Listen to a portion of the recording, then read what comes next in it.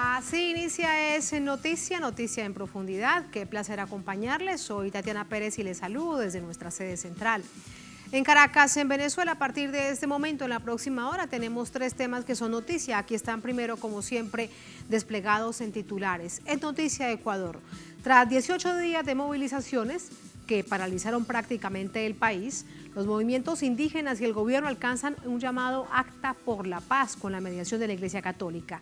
¿Qué implica este documento para las reivindicaciones que los llevó a las calles durante más de 18 días? Vamos a verlo.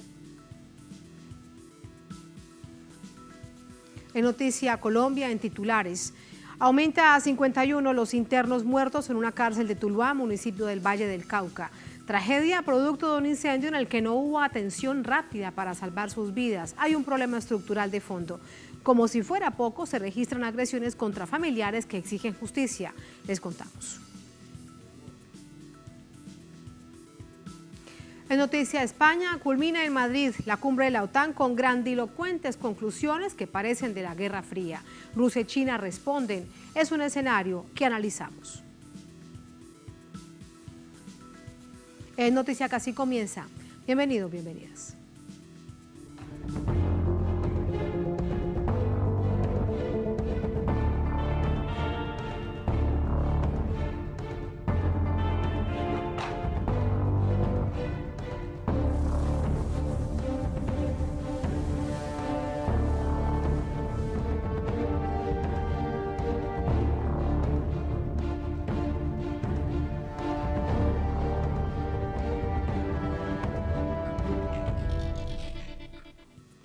En Noticia Ecuador, organizaciones indígenas y campesinas y el gobierno firman un acta por la paz que pone fin por ahora al paro nacional. El Ejecutivo cede a algunas de las exigencias de los manifestantes, pero quedan asuntos de fondo por discutir.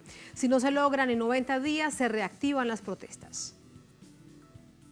El fin de las manifestaciones llega gracias al Acta por la Paz, firmada por el gobierno y las organizaciones CONAIE, FENOCIN y FEINE.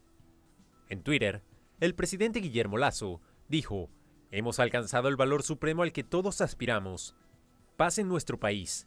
Terminó el paro. Ahora empezamos juntos la tarea de transformar esta paz en progreso, bienestar y oportunidades para todos. El documento contiene respuestas a algunas de las demandas del movimiento indígena y campesino. Habrá una reducción de 5 centavos por galón en el precio del diésel y gasolina, adicional a los 10 centavos ya cedidos por el gobierno. En total, 15 del recorte de los 40 que exige la dirigencia indígena. Se elaboraron decretos que disponen mecanismos para prevenir y erradicar la especulación, declaración en emergencia al sector de la salud y la adopción de una serie de políticas compensatorias a quienes más han sufrido el alto costo de la vida. Asimismo, anularon 2 decretos referentes a la política petrolera y a la explotación minera, a fin de proteger los territorios. Además, el gobierno se compromete a derogar el estado de excepción vigente en la medida en que se restablezca la paz. No podemos permitir que la violencia se apodere del Ecuador. No podemos permitir que nuestras diferencias se profundicen. Hoy no es un final. Hoy es un comienzo. Hoy es el primer día, como decía Eustaquio, de este gran sueño de reconciliación nacional. Para el movimiento indígena es un enorme avance, sin embargo no es suficiente. Las partes acordaron que el diálogo continúe por 90 días para terminar de negociar otras mejoras del pliego de 10 exigencias y reivindicaciones presentados por los manifestantes. De no suceder esto, retomarán las calles. Necesitamos superar mucho para poder construir, en este caso, un Estado plurinacional, una sociedad intercultural que realmente tolere al resto, que realmente valore al resto, que realmente comparta del otro. Eso falta todavía, pero ese esfuerzo no nos dejen solo a los pueblos indígenas, es el esfuerzo de toda la sociedad. Esta sociedad blanca, mestiza, cholos, negros, montubios, indígenas, hagamos el esfuerzo para construir esa sociedad de sueño, que respetemos mutuamente. Esta jornada de diálogo, de la que el gobierno se levantó ayer y hoy retomó, ha sido mediada por la Iglesia Católica, que elogió el estado de apertura de las partes. Vamos a Quito para conocer qué sucede a esta hora con nuestro compañero de labores, Orlando Pérez. Durante todas estas jornadas, hoy lo hemos visto en las calles y allí sigue. Preguntarte ahora dónde te encuentras, Orlando, qué pasa allí. Y después de conocido este acta de paz, ¿cómo lo van recibiendo poco a poco las distintas organizaciones que componían este paro nacional?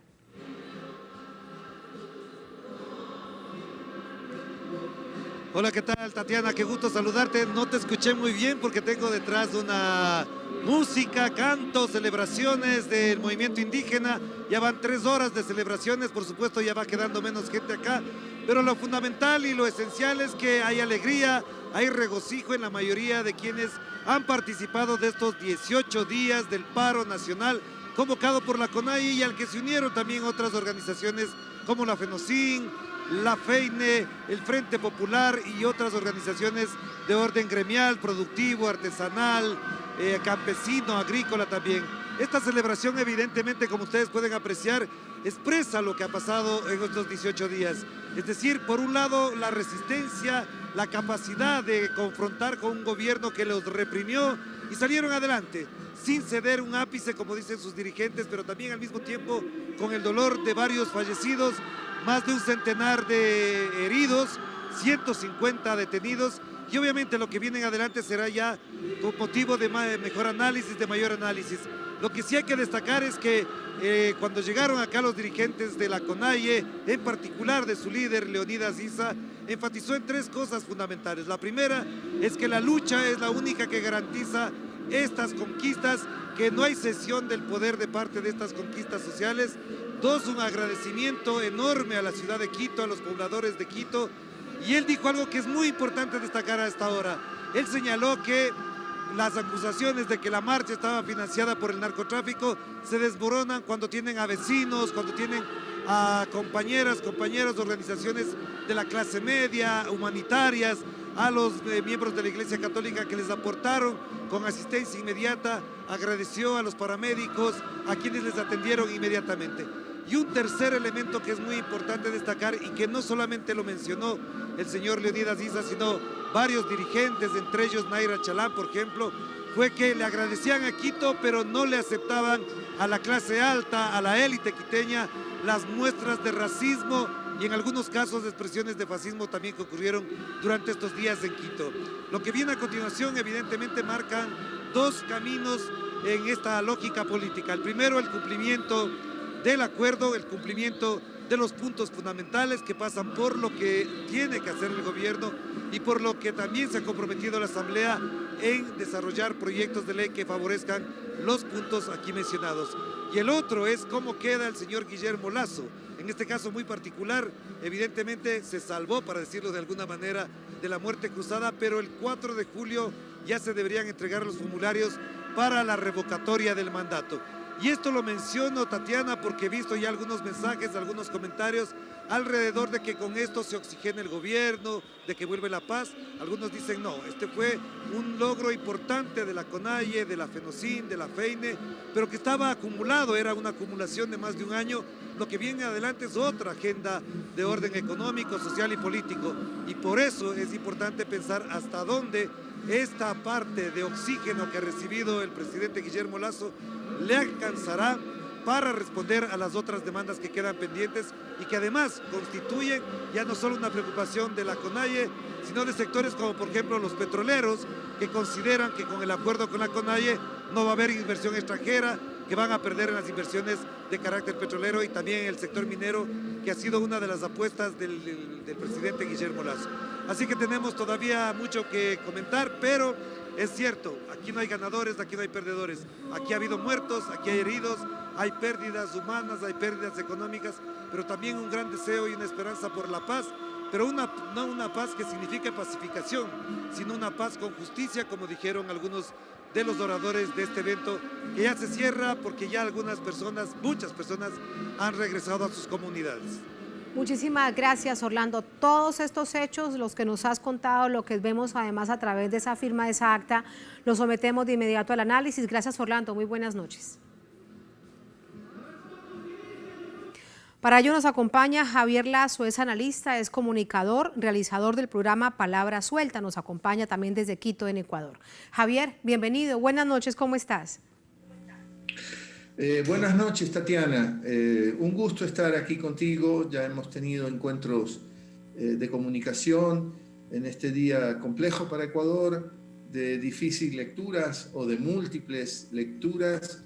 Creo que lo más sano es también tomarse un tiempo, dejar que las cosas cedan un poco, se aplaquen, baje cierto nivel de euforia y quizá podamos ver con más claridad qué es lo que ha pasado. Aquí vamos a tener el día de mañana muy probablemente el conglomerado mediático, ese conglomerado mediático que es guardián del establecimiento, que dirá que ha triunfado el gobierno, que la CONAIE se regresa con las manos, la CONAIE, la Fenocina, la FENEI, se regresan con las manos vacías. Y esto no es así. Esto no es así. El pliego de peticiones, los 10 puntos de la CONAIE, no habló nunca de que uno de los objetivos era la caída del gobierno, cesar en el cargo al presidente actual. Este no fue nunca un planteamiento de la CONAIE. Después de 18 días de muchos enfrentamientos, de una represión brutal que no se ve con mucha frecuencia, de represión brutal, de discursos cargados de odio, hasta me atrevería a hablar con elementos neofascistas, de funcionarios de este gobierno que decían cualquier cosa, que desconocían a Leonidas Issa, que dijeron que estaba financiado por el narcotráfico, lo calificaron de vándalo, terrorista, al presidente de la Confederación de Nacionalidades Indígenas del Ecuador. Otro funcionario dijo que era un pseudo dirigente de la CONAIE. No sé si entiende ese funcionario qué quiere decir pseudo. Después de todo eso, tenemos a un movimiento indígena que logró muchas cosas después de 18 días de paralización. 18 días. No es tan sencillo aguantar esos 18 días. No se le puede pedir a la Confederación de Nacionalidades Indígenas del Ecuador que aguante 18 días más. Eso no es posible. Y más sobre todo, Javier, y que aguante con 7 muertos, decenas de heridos, decenas de personas detenidas, sobre los que se esperaría que realmente se produzcan investigaciones muy serias.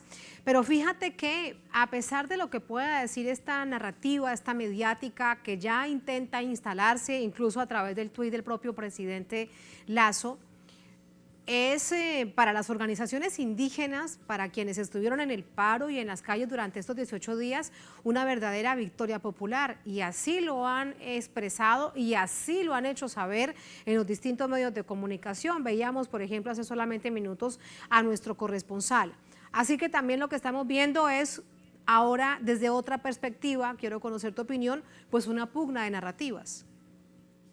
Sí, lo que ha pasado también es la consolidación de la CONAIE como un actor político importantísimo. Probablemente Leonidas Issa es de los presidentes más lúcidos que han llegado a la CONAIE. No fue tan sencillo para él ni para los otros dirigentes dialogar con las bases. Se vio en la puesta en escena de este mediodía de Ecuador algo que a la política tradicional, como decía, del establecimiento, le importa poco o que no está acostumbrada. Los dirigentes del levantamiento, los dirigentes indígenas pidieron una pausa, un cuarto intermedio, porque tenían que ir a hablar con sus bases. Ellos no deciden por sí solos, se comunican con sus bases y volvieron a la mesa. No se fueron largo tiempo, se tomaron poco tiempo, dialogaron con sus bases y volvieron a la mesa.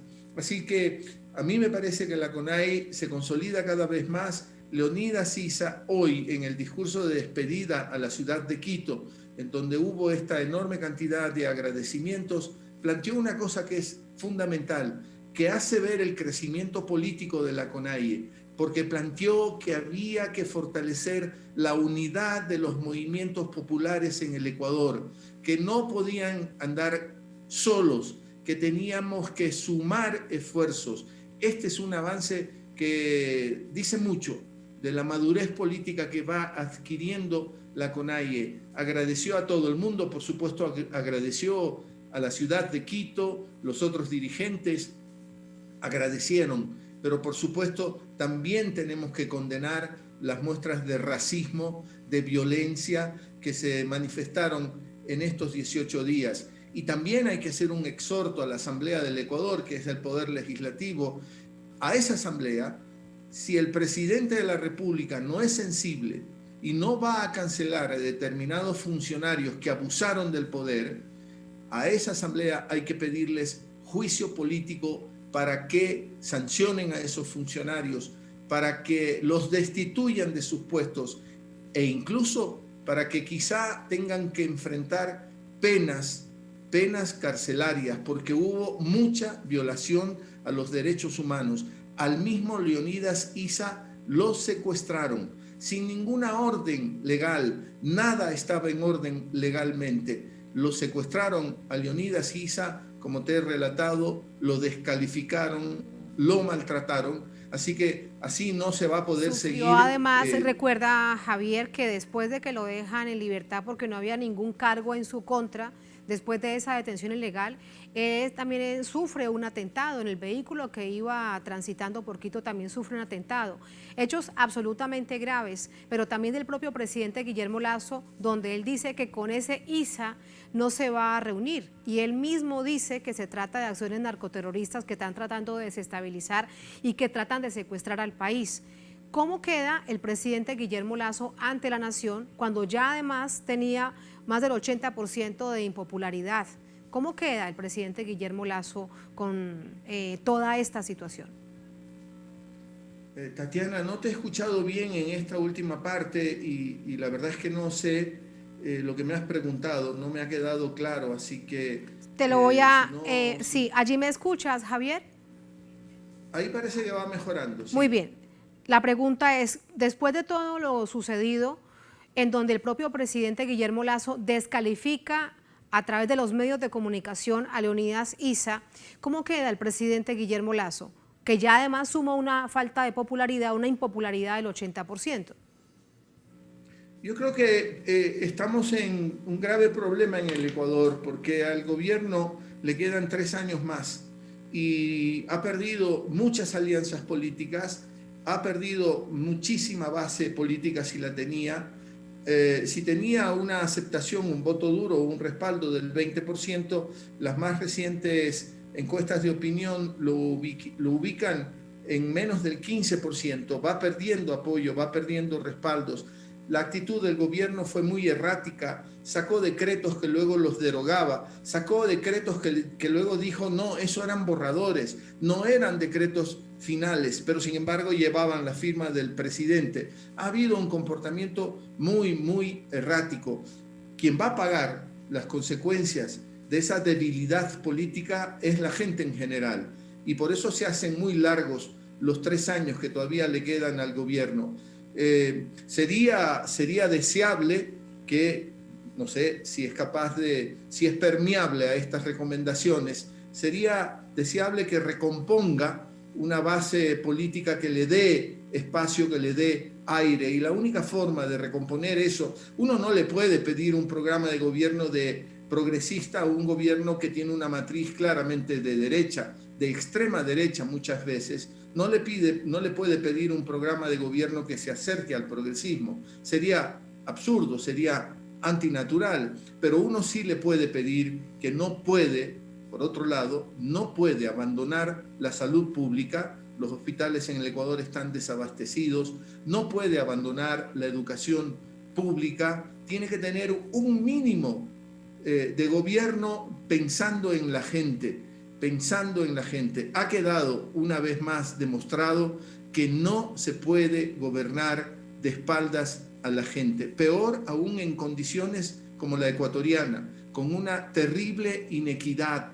Las brechas en mi país, como en casi toda América Latina, son pavorosas, y los gobiernos neoliberales, que no son teorías económicas, más bien nos plantean un acto de fe, más bien son como dogmas, esos gobiernos neoliberales, por donde han ido, han arrasado.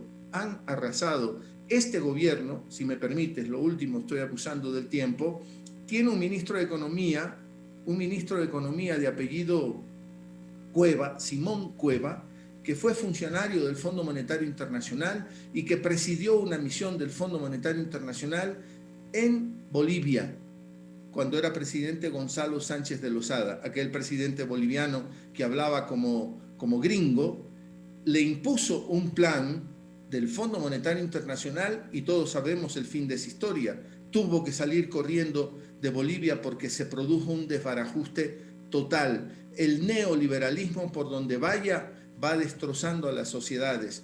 Esto quizá deben entenderlo. La población ecuatoriana ha caído en la pobreza, se han incorporado más de 1.200.000 ecuatorianos a la pobreza, se ha incrementado la migración forzosa. No es que decides, quiero migrar porque voy a probar suerte en otro lado. No, tienes que irte porque no hay espacio en tu sociedad.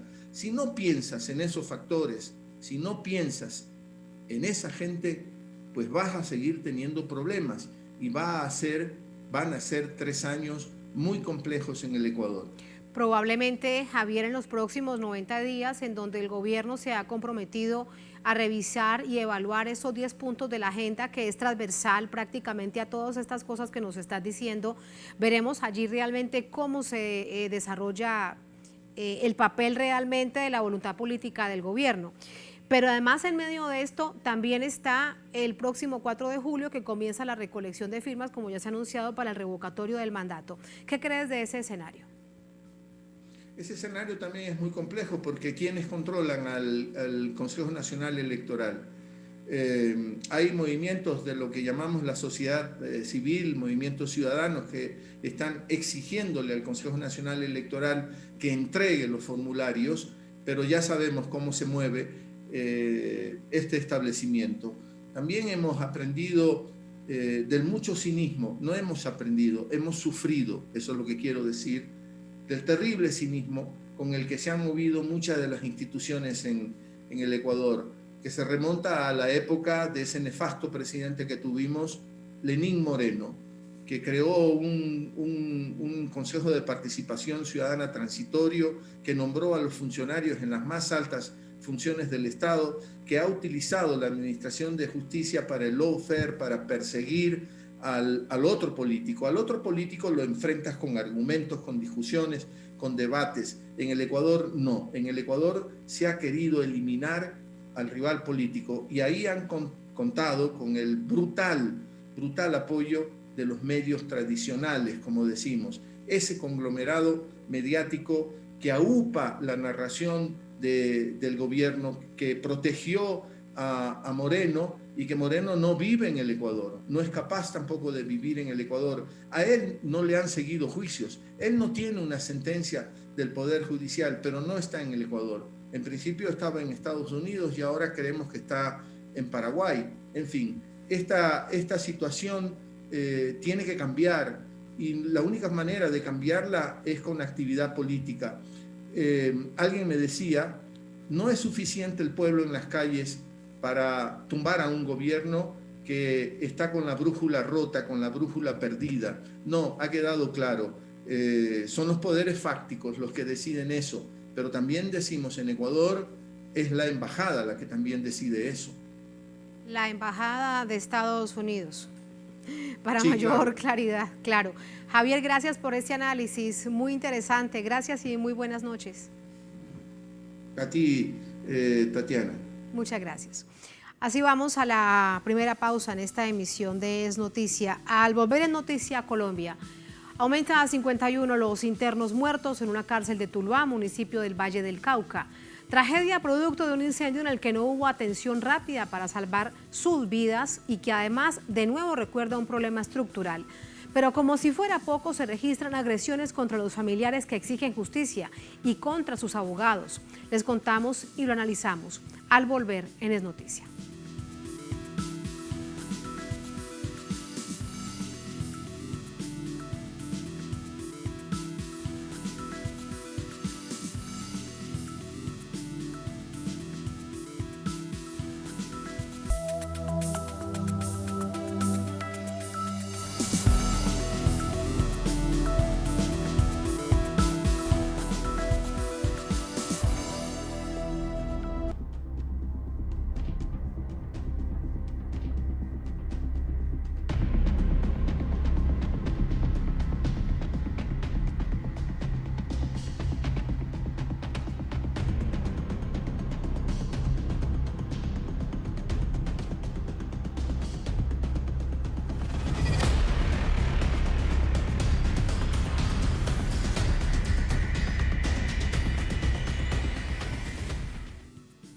En Noticia Colombia, la Procuraduría General de la Nación pidió que se evalúe el cierre del centro penitenciario de Tuluá, en el departamento del Valle del Cauca, tras el incendio en el que 51 personas recluidas perdieron la vida el pasado 28 de junio. Mientras que defensores de derechos humanos piden al presidente electo Gustavo Petro que priorice en su agenda la reestructuración del sistema judicial penitenciario y carcelario del país. Vamos a revisarlo a través del informe que nos envía nuestra corresponsal en Bogotá, Viviana Bello. Desde el Movimiento Nacional Carcelario aseguran que la tragedia que hoy viven los familiares de las 51 víctimas mortales del incendio de la cárcel de Tuluá fue la crónica de una muerte anunciada y que el hacinamiento que se vive en otros centros penitenciarios de Colombia, especialmente en La Guajira, Magdalena, Cesar y Valle del Cauca, requiere de medidas urgentes. Bueno, lo que acaba de pasar en Tuluá, que es un hecho demasiado lamentable y grave, es simplemente la continuidad de la crisis humanitaria, carcelaria que ha habido en el país durante muchísimos años, que la misma Corte Constitucional ha señalado como un estado de cosas inconstitucionales en las cárceles y no se ha solucionado. Mientras tanto, defensores de derechos humanos denuncian que el escuadrón antidisturbios arremetió contra los juristas que a las afueras del centro penitenciario indagaron por los sobrevivientes, de los que aún las autoridades no han suministrado información. El IMPEC reportó 180 personas dentro del pabellón número 8 y hasta el momento solo 84 personas han sido reportadas como ilesas, 51 personas fallecidas y 23 personas tienen lesiones personales ocasionadas por el incendio, es decir que tenemos un saldo de 22 personas aún sin identificar.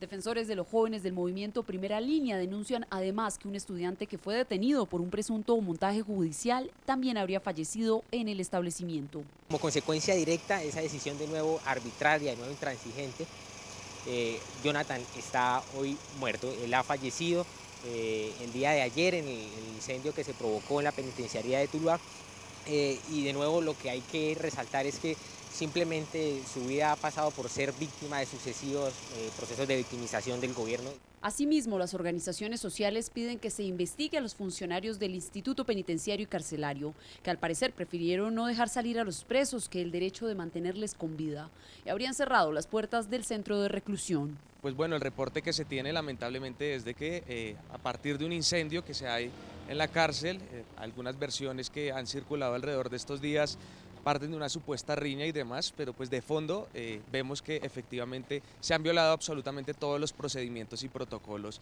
para garantizar, digamos, la vida en reclusión. Personas privadas de su libertad piden al gobierno entrante decretar el estado de emergencia carcelaria para salvaguardar la vida y la dignidad de los 126.000 colombianos que hoy se encuentran en condiciones de hacinamiento divididos en 138 cárceles. Para sumarnos en este triunfo del país y compartirle nuestras aspiraciones de que Colombia empiece a recorrer el camino de una transición democrática, también en lo referido al sistema judicial, penitenciario y carcelario, para que sea un sistema que se ajuste a los estándares internacionales en materia de derechos humanos. Por su parte, la Procuraduría General de la Nación ordenó la práctica de pruebas para establecer si existe responsabilidad disciplinaria por parte de los servidores públicos. Viviana Bello, Telesur Bogotá, Colombia. Vamos a profundizar acerca de lo que ha significado las causas y consecuencias de esta tragedia vivida en esta cárcel en Tuluá, municipio del departamento del Valle del Cauca, ubicado al suroccidente de Colombia. Lo veían ustedes en el informe. Ahora está con nosotros para el análisis más profundo Ervin Corso, abogado de Jonathan Sabogal, líder juvenil detenido que participó en el estallido social, nos acompaña desde Cali. Ervin, buenas noches, gracias por estar con nosotros. Buenas noches, Tatiana, a usted y a toda la teleaudiencia. A usted muchas gracias. Ervin, de lo poco que se conoce, porque esto lo dirán las investigaciones, ojalá muy serias, en caso tal de que se den, ¿qué crees que realmente fue lo que pasó para que se viva esta tragedia? 51 personas muertas, quemadas, una cantidad además de personas de las que no se conoce a su paradero y más de 20 que se encuentran en centros hospitalarios. Pues Tatiana, hay algo de lo que no tenemos duda y algo que nos genera duda. De lo que no tenemos duda es de que mínimamente hay actos negligentes por parte del Estado y en particular del Instituto Nacional Penitenciario y Carcelario, que es el que tiene la capacidad y la facultad de cuidar y garantizar la vida y la dignidad de los presos. Mínimamente hay negligencia. Nos preocupa, y ahí es donde viene la duda, la unilateralidad de las versiones del IMPEC, porque resultan ser muy complacientes, resultan mostrar una versión de los hechos en las que aparentemente no tienen ninguna culpa, y evidentemente no pueden morir 51 personas sin que haya culpa del Estado. No hay manera de que eso pase. Simplemente es seguro que hay problemas, es seguro que hubo negligencia, de eso no tenemos dudas, pero sí tenemos dudas sobre el tipo de versiones que se han estado entregando, porque son versiones realmente muy unilaterales. Sobre todo recordando que es el Estado quien debe velar por los internos en cualquier parte de Colombia, y eso no cambia. Y no solo esto, Tatiana, usted habrá escuchado que repetimos mucho la situación actual de las cárceles colombianas, que repetimos mucho la declaratoria del Estado de cosas inconstitucionales. Y la razón es que hay un desprecio general por la vida y la dignidad de los presos. Se les trata como si no existieran, se les trata como si su dignidad no tuviera ningún sentido para nosotros.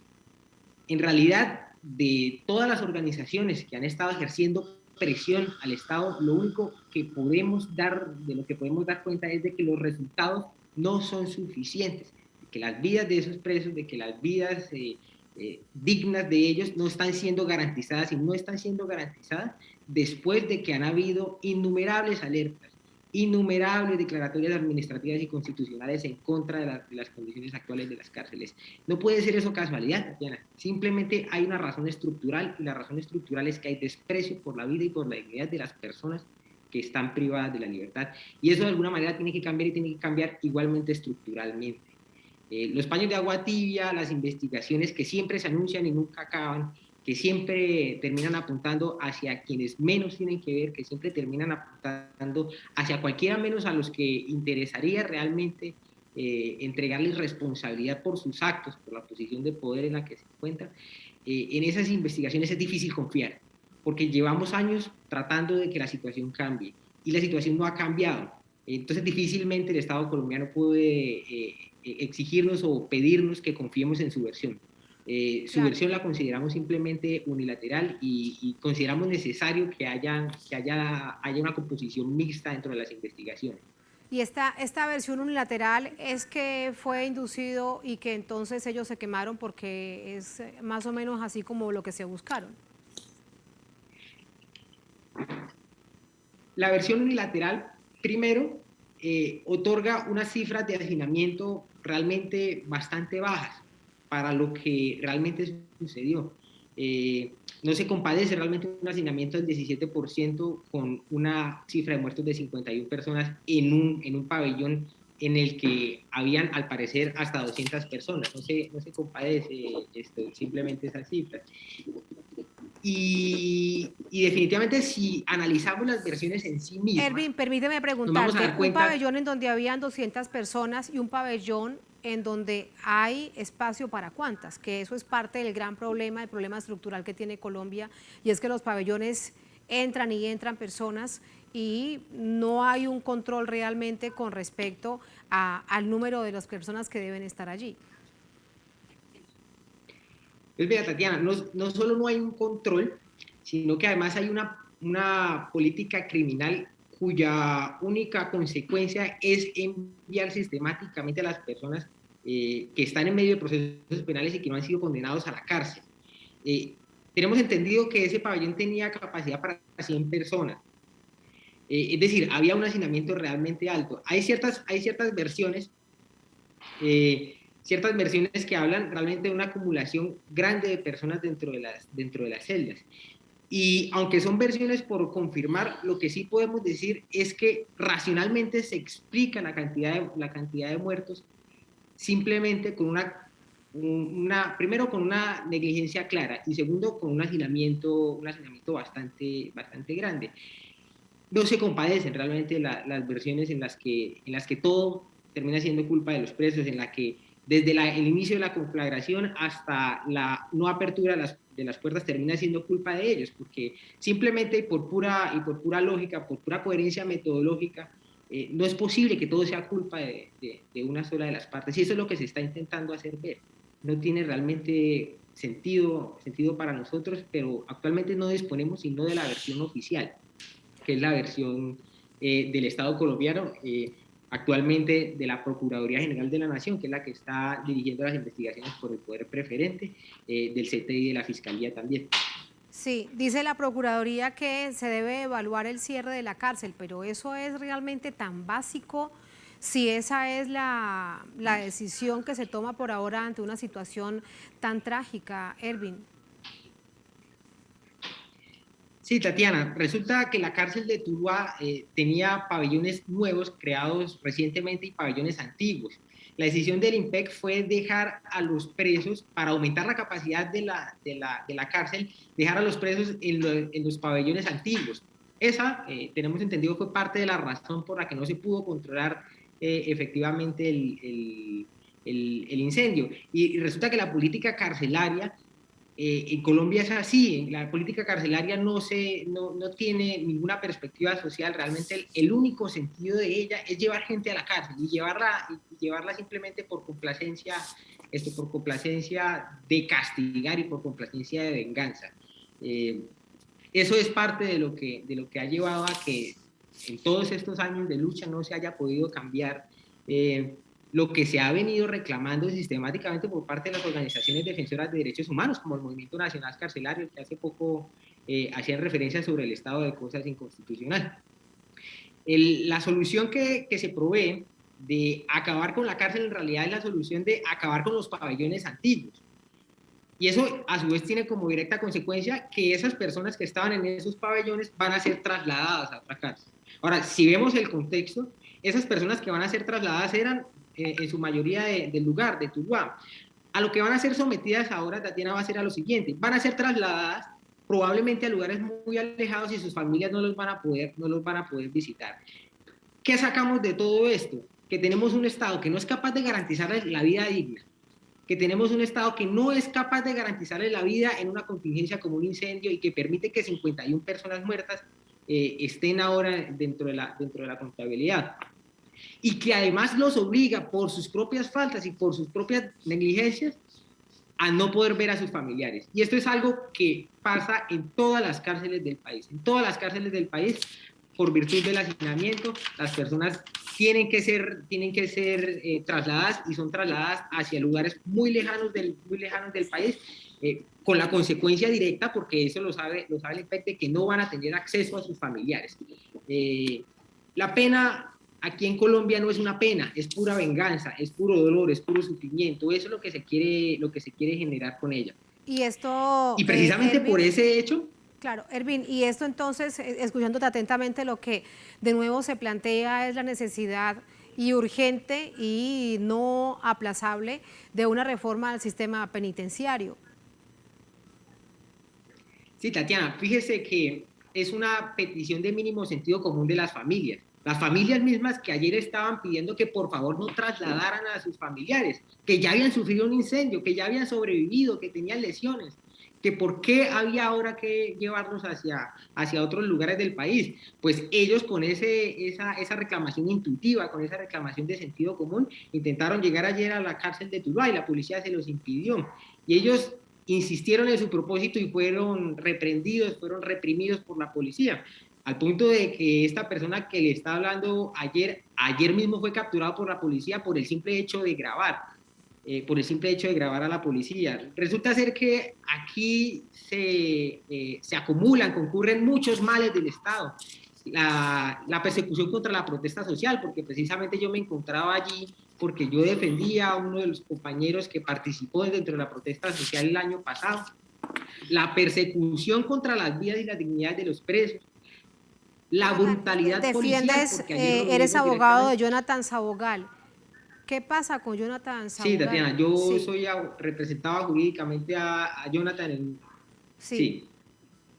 Yo lo representaba en un proceso desatado por el gobierno nacional directamente, por interés del gobierno nacional y del fiscal general de la Nación, Francisco Barbosa, por detener a una entelequia que él creía llamar Primera Línea y que dentro de su cabeza era una organización terrorista.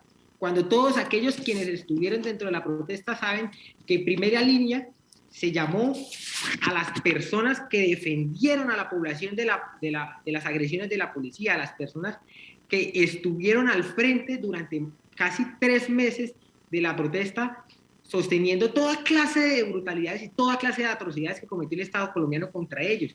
La opinión pública se sació de llamarlos vándalos.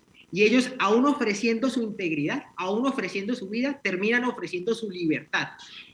El Estado decidió criminalizarlos falsamente a través de un montaje judicial. Esta defensa ya tenía preparadas las pruebas para desmontar la acusación de la Fiscalía, pero lamentablemente no solamente fue víctima Jonathan de poner su cuerpo a disposición dentro de la protesta social, ni de poner su libertad a disposición, sino que además termina siendo víctima dentro de su vida porque no se le pueden garantizar ni siquiera la vida y la dignidad dentro de la cárcel. Es decir, hay una cantidad de problemas impresionantes que, como usted lo decía ahora, se solucionan únicamente a través de reformas estructurales. Los paños de agua tibia ya llevan muchos años y no han francamente solucionado nada más que cambiar términos, darnos diferentes palabras para nombrar las mismas atrocidades de siempre. Es muy doloroso todo esto, 51 personas muertas, toda la cantidad de preguntas sin respuesta que hay, probablemente se quedará así como en otras oportunidades, y un jovencito además que pierde la vida después de haber participado del estallido social, en el que seguramente tendría la esperanza puesta en un nuevo gobierno que comienza el próximo 7 de agosto, porque además ese estallido social es una expresión también que se evidencia políticamente ahora. Muy complejo todo, Ervin, gracias. Ojalá que algo suceda y que esto no se quede en la impunidad. Muy buenas noches. Bueno, Tatiana, esperemos que así sea, haremos fuerza y lucharemos por ello. Muchas gracias por el espacio. Gracias, muy buenas noches. Así vamos a la última pausa en esta emisión de Es Noticia. Al volver en Noticia, España. Culmina en Madrid la cumbre de la OTAN con grandilocuentes conclusiones que parecen, se acercan a la llamada Guerra Fría. Rusia y China responden, obviamente. Es un escenario que analizamos al volver en Es Noticia.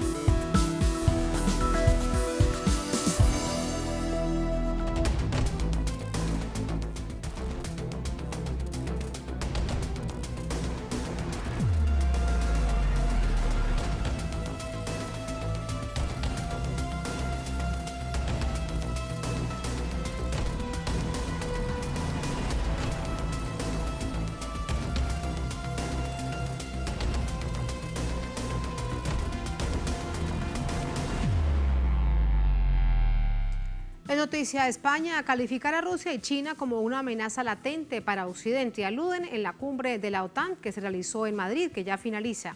Entre tanto, deciden aumentar la inversión militar en Europa, particularmente seguir apoyando y de qué manera a Ucrania. Vamos a verlo. El mundo se reunió este miércoles y jueves en Madrid y decidió incrementar la inversión y militarización en Europa. Esta cumbre de la Organización del Tratado del Atlántico Norte, OTAN, se realizó en un contexto marcado por el conflicto en Ucrania y el ingreso de Suecia y Finlandia a la alianza, y se centró en unir fuerzas para consolidar la estrategia de guerra de los países miembros hacia los que se consideren amenazas a sus sistemas políticos. Tras las declaraciones del presidente de Estados Unidos, Joe Biden, que planea reforzar la presencia militar en los países bálticos y abrir una en Polonia, un cuartel, así como una serie de anuncios que intensificarán la militarización en Europa. El presidente de Rusia, Vladimir Putin, desde su visita a Turkmenistán, declaró a la prensa que las intenciones de la OTAN son imperiales y buscan, a través de Ucrania, afianzar su hegemonía. Ucrania y el bienestar del pueblo ucraniano no son los objetivos colectivos del occidente de la OTAN, sino un medio para defender sus propios intereses. En el renovado concepto de la organización, también se identificó a China, por primera vez, como un desafío sistémico para la seguridad euroatlántica. En consecuencia, el portavoz del Ministerio de Relaciones Exteriores de China, Zhao Lijian, señala que la OTAN difama la política exterior de China. En contraste, la OTAN es un desafío sistemático para la paz y la estabilidad mundial. La OTAN afirma ser una organización regional y defensiva, pero en realidad sigue penetrando regiones y campos, lanzando guerras y matando a civiles inocentes. Las manos de la OTAN están manchadas con la sangre de la gente del mundo. Con la presencia de 58 invitados, entre ellos 14 presidentes y 21 primeros ministros, la cumbre actualizó su documento estratégico que establece su acción militar para los próximos 10 años y define cómo el bloque actuará ante las acciones que, según ellos estiman, amenazan la democracia occidental. Así entramos al análisis. Para ello nos acompaña Nicola Hadouad Chadwan, analista internacional, especialista en temas de Oriente Medio, nos acompaña desde Valparaíso, en Chile. Nicola, bienvenido, muy buenas noches. Gusto de saludarla, Tatiana. Un agrado estar con ustedes. Muchísimas gracias. Una de las conclusiones que además han sido tan marcadas, y no podía ser de otra manera, es que China y Rusia son una amenaza para Occidente. Ambos gobiernos también responden rápidamente. ¿Cuál es su opinión con respecto a ello? Bueno, Tatiana, hay que decir primero de que la OTAN no es una organización defensiva, es una organización agresiva diseñada para oprimir, para agredir. La OTAN es el ejército de las transnacionales y el imperialismo.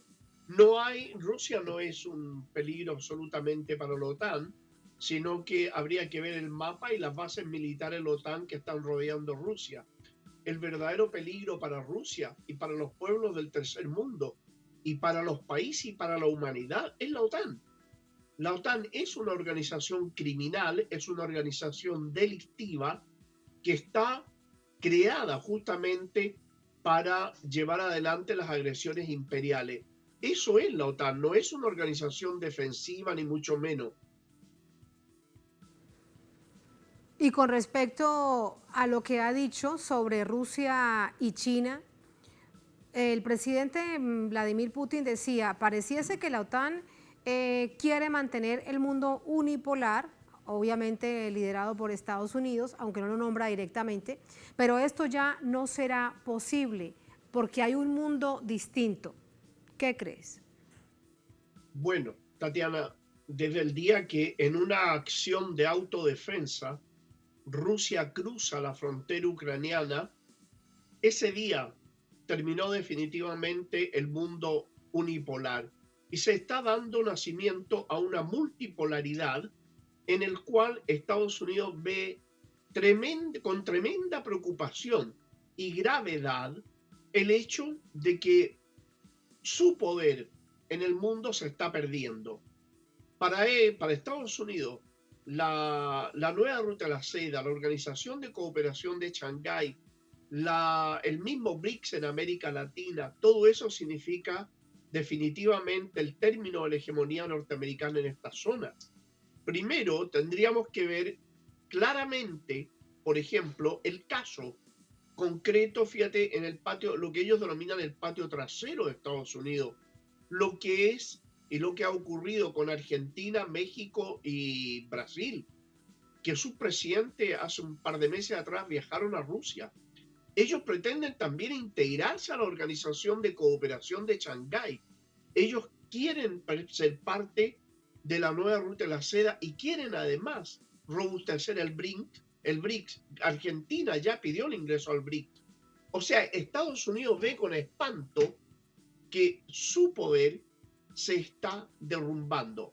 Pero este es el peligro justamente es ese, porque la OTAN y Estados Unidos, para evitar la pérdida de ese poder que tenían hasta hace un poco tiempo atrás, ellos son capaces, como fiera herida, de tirarse a pasos muy peligrosos contra la humanidad.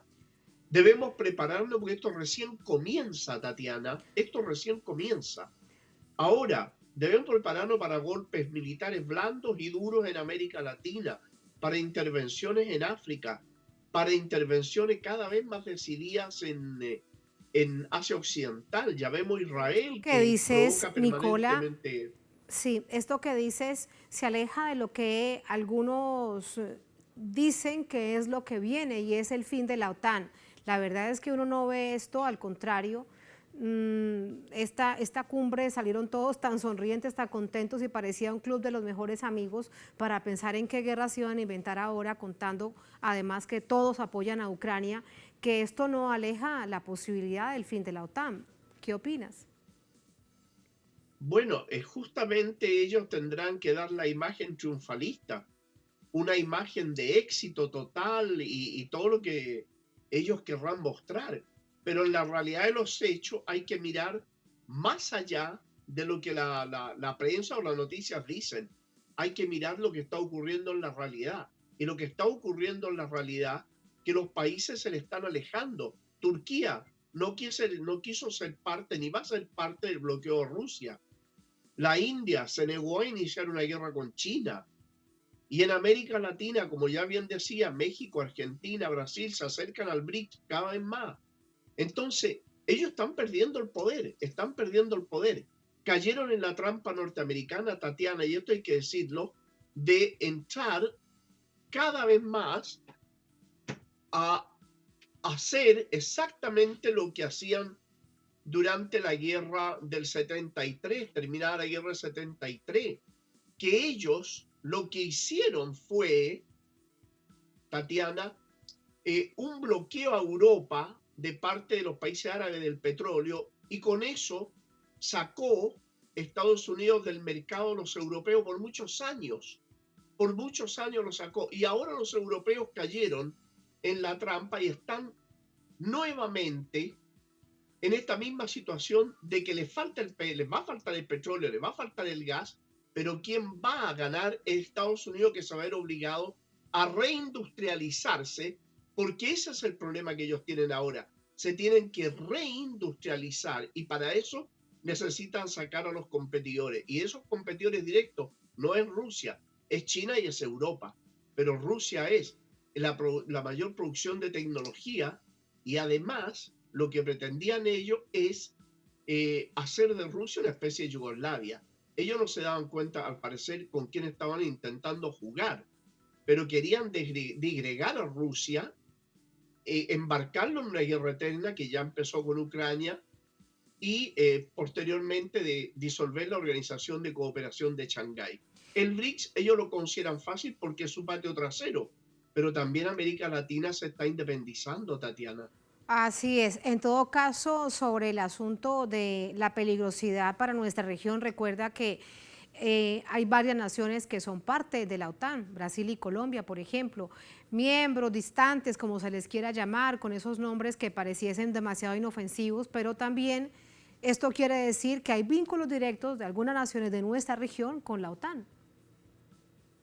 Bueno, lo que han hecho al ingresar a Colombia, lo hicieron pensando, Tatiana, en Venezuela. Lo hicieron pensando en agredir a Venezuela desde Colombia. Y ese país, ese narcoestado se estaba prestando a su pueblo y a su ejército para una aventura imperial que nada favorece ni a Colombia ni al pueblo norteamericano. O sea, perdón, al pueblo colombiano. No lo favorecen nada. Ellos están justamente, y esto refuerza más lo que dije en un comienzo, que la OTAN es una organización agresiva que pretende invadir y destruir países, como lo hizo con Libia, como lo hace con Irán, con su intervención en Irak, con todas las intervenciones que han sido absolutamente intervenciones de agresión. Eso es lo que han hecho ellos. De modo que Colombia esté ahí.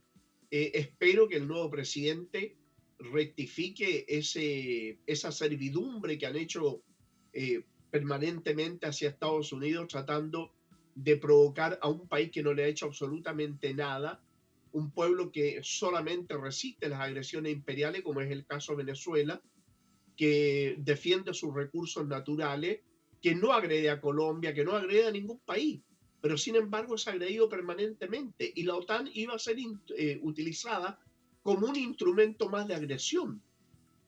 Y eso es lo que está pasando. Pero la OTAN es una organización que va también en vías de descomposición, porque Europa está ya iniciando, como lo ha hecho Francia, como lo ha hecho Bélgica, como lo ha manifestado Alemania, que no están prestos a ponerse al servicio de Estados Unidos para todas sus aventuras militares y también sus aventuras de ocupación.